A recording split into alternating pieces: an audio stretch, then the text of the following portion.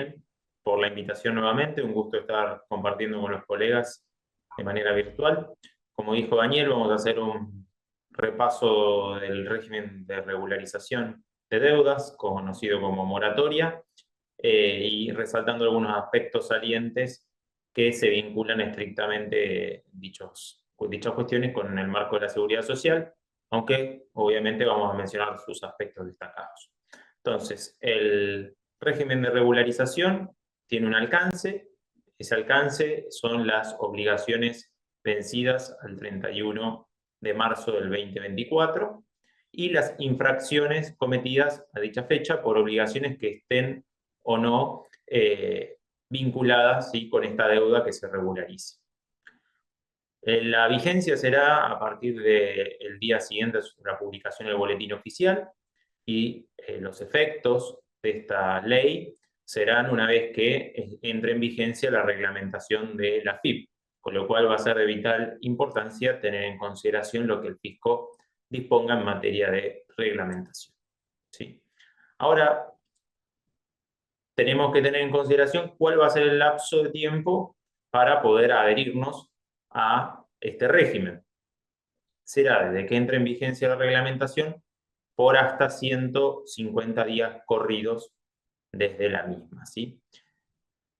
El deseo, ¿no?, y el acogimiento implicará, ¿sí?, que se debe renunciar a las acciones de repetición por las obligaciones que se regularizan y no se podrán iniciar acciones de repetición vinculadas con aquellos conceptos que van a ser condonados conforme a las normas de la ley que vamos a mencionar seguidamente a lo largo de la exposición. Con relación a qué obligaciones vamos a poder incluir en este régimen de regularización de deudas, tenemos bastante ampliado, digamos, el panorama, y dice que son todas aquellas obligaciones que están en discusión administrativa, contencioso administrativa, ¿sí? En estos casos, en la medida que el contribuyente se allane y desista total o parcialmente de la pretensión fiscal y obviamente renuncia a la repetición, como dijimos, y va a asumir las costas y gastos causídicos. Un tema importante, que esto es habitual en la mayoría de los regímenes de regularización, es que el allanamiento de desistimiento no implicará el reconocimiento de la exigibilidad de la obligación con relación a periodos fiscales que no se estén regularizando. Con lo cual, si yo estoy regularizando el periodo 2023 y hay una discusión similar en el 2022, pero la quiero seguir dando, el allanamiento en el 2023 no implica que reconozca, ¿sí?, los hechos similares a los que se están discutiendo en el 2022. Las obligaciones que también pueden incluirse son aquellas que, aún estando prescriptas, tengan denuncia penal tributaria o penal económica. El aporte solidario y extraordinario, ¿sí?, es un impuesto que en las últimas moratorias no estaba incluido, naturalmente, ahora sí lo está. En materia de agentes de retención y percepción, podrán regularizar sus obligaciones por retenciones o percepciones no efectuadas o aquellas efectuadas y no ingresadas. Un tema importantísimo va a ser la posibilidad de incluir en el régimen los planes de facilidades por deudas vencidas al 31 de marzo. Estos planes pueden estar o no caducos a dicha fecha, ¿sí? No habla de reformulación, sino habla en términos generales de obligaciones vencidas al 31 de marzo, incluidas en planes de pago, ¿sí?, a esa fecha. Toda otra obligación no expresamente excluida, ¿sí?, y las multas por infracciones aduaneras que no se vinculen con la determinación en materia de derechos de importación o exportación es otro de los temas incluidos. Y ahora sí, algunos puntos vinculados con la seguridad social y que suelen estar excluidos, porque ahora vamos a mencionar las obligaciones excluidas, son los aportes y contribuciones con destino a las obras sociales, las cuotas de ART, los aportes y contribuciones vinculados con el servicio doméstico y el personal de casas particulares, las cotizaciones del monotributo, el seguro de vida obligatorio y los aportes y contribuciones a RENATE y RENAT. Multas y tributos vinculados con el régimen de equipaje y los intereses resarcitorios o punitorios vinculados con estos conceptos que mencioné. Pero me gustaría volver al de cotizaciones del monotributo. Cuando ustedes repasen la redacción van a encontrar que dice están excluidas las obligaciones derivadas de las cotizaciones del monotributo. Con lo cual entendemos, ¿sí?, que el componente de cotización previsional, aportes, ¿sí?, autónomos y de obra social del monotributo no van a poder ser regularizados, es decir, solo se va a poder regularizar el impuesto integrado. ¿Y por qué es esta la salvedad? Porque si repasamos las últimas moratorias, lo que se excluía eran las cotizaciones previsionales del monotributo, pero vinculadas a los trabajadores del monotributista hasta el año 2004, que era cuando se pagaba un importe fijo por cada uno de los empleados en concepto de seguridad social. Entonces, esta es una novedad en la redacción, veremos si la reglamentación hace alguna aclaración adicional o no, pero hay que tenerlo en cuenta. Exclusiones subjetivas habituales, declarados en quiebra, condenados por delitos penal tributario o delitos comunes vinculados con penal tributario, ¿sí?, y sus representantes o agentes de retención y percepción que se encuentren con el auto de procesamiento firme elevado a la causa a juicio oral. Acá tenemos resaltado en negrita, con relación a los 3 primeros puntos, cuando habla de condenados, es con condena confirmada en segunda instancia, es decir, fueron condenadas en primera instancia, pero la segunda instancia confirma esa condena. Entonces, recién ahí no van a poder incluir sus obligaciones, pero en definitiva, si tenemos condena en primera instancia, pero está en trámite la segunda instancia, en principio se entendería que pueden regularizarse sin ningún inconveniente. Efectos penales del acogimiento. Bueno, típico de cualquier régimen como el que estamos analizando, moratoria. Se suspenden las acciones penales tributarias, aduaneras y del régimen de los recursos de la seguridad social que estén en curso. Se interrumpe el plazo de la prescripción penal, ¿sí? Y con relación a la extinción de la acción penal, recién se va a dar cuando se cancele la deuda que se incluye en el régimen, ya sea de pago contado o con plan de facilidades de pago, salvo sentencia firme a la fecha de la cancelación. Las obligaciones canceladas con anterioridad a la vigencia del régimen, sin sentencia firme, también extinguen la acción penal. Y acá resaltamos en rojo un punto importante vinculado con la cancelación de los recursos de la seguridad social, obviamente también de contado o en plan de pago. Y la aclaración es muy importante, aun cuando los de obra social no se encuentran regularizados, ¿sí? Ha habido distintas sentencias a lo largo de estos tiempos que, como no quedaba aclarado el tema en las moratorias y no hay un régimen de regularización con condonación de acción penal de obras sociales, sino eventualmente tenemos planes de pago que nos pueden facilitar las obras sociales, había discusiones judiciales con relación al alcance de la extinción penal. Bueno, ahora queda claro que la extinción se va a dar en materia de seguridad social independientemente de que no se pueda regularizar por este régimen la obra social, ¿sí?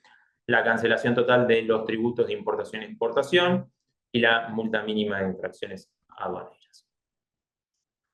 Los efectos que va a generar la caducidad del plan en materia en materia penal, hay que recordar que se reanuda el proceso penal, se habilita la AFIP a formular la denuncia eventualmente, si no lo había hecho, y comienza a computarse el plazo de prescripción nuevamente, ¿sí? Y ahora otro tema que es importante, ¿cuáles son las formas de cancelación del plan de pago? Bueno, será de contado o con los planes de financiación que vamos a ver luego. Lo importante es que no vamos a poder llevar adelante la compensación de saldos a favor con las obligaciones adeudadas, ¿sí?, y que puedan ser incluidas en el régimen. Lamentablemente no se previó esa opción, en otras moratorias sí estaba, con lo cual era una manera de utilizar esos saldos a favor que a veces no pueden ser compensados con otros tributos y cancelar estas deudas que financiábamos y así obteníamos los beneficios del régimen, pero no. Para obtener los beneficios del régimen, fundamentalmente condonación de sanciones, de suspensión de acciones penales y de intereses, tenemos que pagar de contado o con plan de pago. Y ahora sí, vayamos a repasar cuáles son los beneficios de esta moratoria y la vamos a discriminar en función a los incisos del artículo 6, por eso en cada fila está la letra A, B, C, D y E. Y acá tenemos que tener en cuenta que desde que esté la reglamentación vigente hasta dentro de los 30 días, si me adhiero al régimen, tendré una condonación del 70% de los intereses punitorios y resarcitorios devengados. Sí o sí tengo que cancelar de contado o en hasta 3 cuotas. Acá la novedad que tenemos es que la cancelación es exigible en hasta 3 cuotas, pero no conocemos cuáles son las características del plan, porque delegan en la FIP, en estos 3 incisos, en el A, B y C, el plan de pagos en función a lo que determine la reglamentación del fisco. Otra novedad que tenemos, la condonación de los intereses es respecto de los intereses devengados, no como en la mayoría de las moratorias anteriores, que era una condonación de lo que excedía un porcentaje del capital. En capitales que eran muy viejos, la condonación era muy alta, porque si yo debía 100.000 pesos desde el año 2002 y estaba en discusión administrativa, y el tope era lo que exceda el 20%, el 70% del capital, era irrisorio lo que terminaba pagando, con lo cual parece razonable la nueva postura de condonar el interés devengado. Ahora bien, si pago de contado o me adhiero al plan de 3 cuotas, pero entre el día 31 y 60, la condonación de los intereses es el 60% y entre el día 61 y 90, 50%. En todos los casos, condonación de multas en el 100%, tanto formales como materiales. Ahora bien, si me adhiero al plan de pago desde la vigencia y hasta el plazo de 90 días, pero no pagué de contado ni en 3 cuotas, sino que adhiero a un régimen de facilidad de pago de más de 3 cuotas, la condonación será de 40% y si el acogimiento es a partir del día 91 hasta el día 150, será un 20% de condonación de intereses, ¿sí? Es muy importante esto. Ahora bien, tenemos otra novedad en materia de planes de facilidades de pago vigentes al 31 de marzo. Bueno, se va a mantener como fecha de consolidación la original del plan de facilidades de pago, ¿sí? Y lo que dice la norma es que los intereses resarcitorios y punitorios que se hayan devengado, ¿sí?, hasta la fecha de consolidación original, es decir, los que están incluidos en el plan de pago, porque recordemos que desde que venció hasta que me acogí a ese plan de pago, si se devengaron intereses, están incluidos en el plan, bueno, esos intereses tendrán una condonación del 30%, ¿sí? Ahora bien, la posibilidad de regularizar estos planes de pago que estaban vigentes al 31 de marzo es exclusivamente bajo las pautas de los incisos A, B y C que mencioné anteriormente, es decir, pagando de contado o en 3 cuotas, con lo cual habrá que analizar cuáles son las tasas de interés y demás desde el punto de vista financiero, sin perjuicio de que si financieramente no me conviene, me convenga resolver cuestiones, por ejemplo, de naturaleza penal. Y la condonación prevista en estos incisos, es decir, 70%, 60% o 50%, va a ser de los intereses devengados desde la consolidación original hasta el día de la fecha. Obviamente, multas 100% de condonación. Respecto de las características de los planes de pago, ¿sí?, como les dije, los del inciso A, B y C tenemos que esperar la reglamentación. En cambio, los de los incisos D y E va a tener que clarificarse el tipo de contribuyente que está adhiriendo. Si son personas humanas y estas personas humanas no son ni micro ni pequeña empresa, ni caracterizadas como pequeño contribuyente en los términos de la resolución 5.321, tendrán que ingresar un pago a cuenta y el saldo van a poder regularizarlo en hasta 60 cuotas. Si soy una micro o pequeña empresa, incluidos los pequeños contribuyentes en los términos de la 5321 y las entidades sin fines de lucro, 15% de pago a cuenta y 84 cuotas el plan de pago. Medianas empresas, 20% y 48 cuotas. Perdón, 20% de pago a cuenta, bien digo, y 48 cuotas. Resto, 25% de pago a cuenta y 36 cuotas. En todos los casos, la tasa de interés de financiación será la tasa de descuentos comerciales prevista por el Banco de la Nación Argentina, ¿sí? Con lo cual tendremos que hacer ahí un análisis de cuáles serán los costos financieros para esos casos. En materia de infracciones formales y materiales, bueno, acá hay que recordar que si la infracción material es como consecuencia de una obligación incumplida por el contribuyente que puede ser subsanada, tendrá que dar cumplimiento a esa falta formal, ¿sí? Hasta el último día del plazo de vigencia del acogimiento al plan para que pueda tener la condonación de la infracción. Si no se puede subsanar esa obligación formal, queda condonado de pleno derecho. Las multas materiales son con condonación de pleno derecho. La obligación principal, si no se regulariza por plan de pago, tiene que estar cancelada al 31 de marzo del 2024. Y un tema importante que parece redundante, pero por las dudas se puso en la ley, que la AFIP no puede sujetar esta condonación a ninguna otra condición o requisito, excepto el pago del capital y los intereses de correspondencia. Otros efectos que tendremos vinculados con liberación de multas y sanciones, uno vinculado justamente a lo que nos convoca, la seguridad social y laboral, es la baja de la inscripción del contribuyente en el Registro Público de Empleadores con Sanciones Laborales, el REPSAL, tema importante. No va a ser considerado reincidente y, si no se iniciaron los sumarios, se dispensa al fisco de llevar adelante los mismos, ¿sí?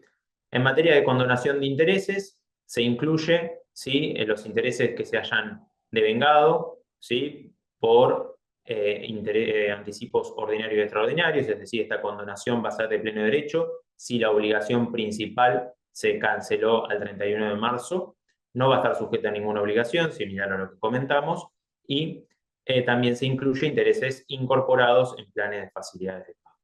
Condonación de intereses de anticipos ordinarios y extraordinarios derivados de la falta de obligatoriedad de ingresar los mismos cuando ya se presentó la declaración jurada. Recordemos que una vez que presentamos la declaración jurada, los anticipos impagos no son exigibles, solo son exigibles los intereses. Bueno, si se presentó la declaración jurada con anterioridad a la vigencia de esta moratoria, se condonan de pleno derecho, o en su caso, en la medida que se generen por una presentación de declaración jurada rectificativa y que esa declaración jurada se incluya en la moratoria. Obviamente, todos estos beneficios que estamos contando no resultan de aplicación a los sujetos del artículo 4, que son los excluidos, ¿sí? Tenemos la posibilidad de obtener una reducción en lo que son honorarios, siempre que la adhesión se realice dentro de los 90 días de que se ingresen, esté disponible la reglamentación, ¿sí? Y algo común, no va a estar sujeto a reintegro o repetición ninguna de las sumas ingresadas que hubiesen resultado condonadas con el plan, por ejemplo, intereses, punitorios, resarcitorios o cualquier otra derivación vinculada con las obligaciones que se regularizan o que se hayan cancelado con anterioridad a la vigencia del plan. Un tema muy importante, fundamentalmente en materia que está ligado a la materia penal, es la posibilidad que los responsables solidarios se les haya o no iniciado el reclamo a ellos, es decir, un director es responsable solidario por las obligaciones de la sociedad está teniendo una determinación de oficio y todavía no le iniciaron la determinación de oficio al director, o sí, cualquiera de esas dos opciones, el director podrá regularizar la obligación principal. Recordemos que el que es perseguido penalmente es el director, por lo tanto, tal vez un director que ya no está vinculado con la sociedad, fundamentalmente pensemos en materia de seguridad social, que los montos de la condición objetiva de punibilidad es muy bajo, entonces para evitar cuestiones de naturaleza penal, prefiere ingresar el saldo adeudado por la compañía en cabeza propia, entonces cuando se adhiera al régimen tendrá que identificar el quid del contribuyente y obviamente no está obligado a presentar la declaración jurada en la medida que no esté presentada por el deudor principal, ¿no? Así que este es un punto muy importante, insisto, vinculándolo con la cuestión penal y en materia de seguridad social, como dije, que si bien las condiciones objetivas de punibilidad hoy de la ley penal son bajísimas para todos los casos, en materia de seguridad social es más baja todavía. Otro punto que no me quiero detener en este y ya vamos a ir cerrando algunas cuestiones es que la reglamentación tendrá que estar dentro de los 15 días corridos a partir de la vigencia de la ley, es decir, a partir del día siguiente de la publicación del boletín oficial. La reglamentación no podrá prever ningún tipo de restricción o limitación al contribuyente para poder gozar de los beneficios del plan. Cualquier incumplimiento de tipo formal por parte del contribuyente no podrá ser considerado causal de la pérdida de los beneficios otorgados. ¿Sí? Recordemos que en algún momento en otras moratorias, si no presentabas una declaración jurada informativa, no podías gozar de la condonación de pleno derecho de las sanciones, lo que es totalmente absurdo, ¿no? Y más cuando estamos hablando de una condonación de pleno derecho. Y el acogimiento al régimen no podrá ser considerado como indicio negativo, ¿sí? En la calificación del contribuyente, este es un punto muy importante, es decir, que nos acojamos al régimen no tendrá que sancionarnos el fisco, por decirlo de alguna manera, con nuestra categorización CIPER, es decir, no me tiene que incrementar mi categoría CIPER por estar adherido al plan de pago, ¿sí? Con lo cual, ya para finalizar, tenemos en términos generales que evaluar ¿sí? Algunas cuestiones. Los anticipos del impuesto no están excluidos, con lo cual pareciera que van a poder ser cancelados, es decir, los anticipos vencidos ¿sí?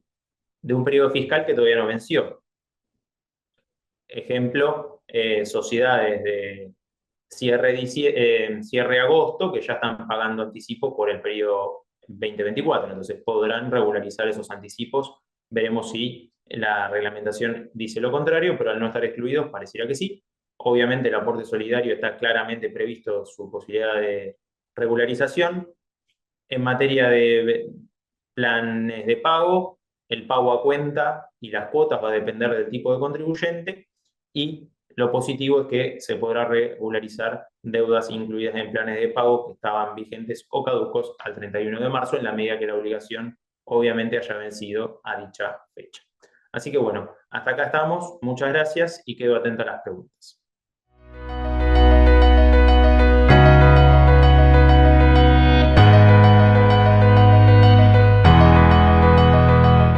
Bárbaro, Daniel. Bueno, saludar a todos nuevamente. Con relación a lo que es la moratoria, veníamos con tranquilidad, por decirlo de alguna manera, porque había sido aprobada ya en senadores el mismo texto original que diputados, con lo cual esta madrugada se terminó confirmando porque diputados de las modificaciones que sufrió el paquete fiscal, excepto las dos que indicó bien recién Daniel, diputados aceptó todas. ¿Sí? Salvo estas dos que se incorporaron, así que moratoria no tenía peligro, por decirlo de alguna manera. Repasaremos seguramente algún tópico cuando salga la reglamentación y solo recordar un punto que en la pausa estuvimos charlando con Daniel, que el tema de la regularización de la cuota del aporte de autónomos, recordar que el beneficio es solo sobre el pequeño interés que se genera a veces, pero que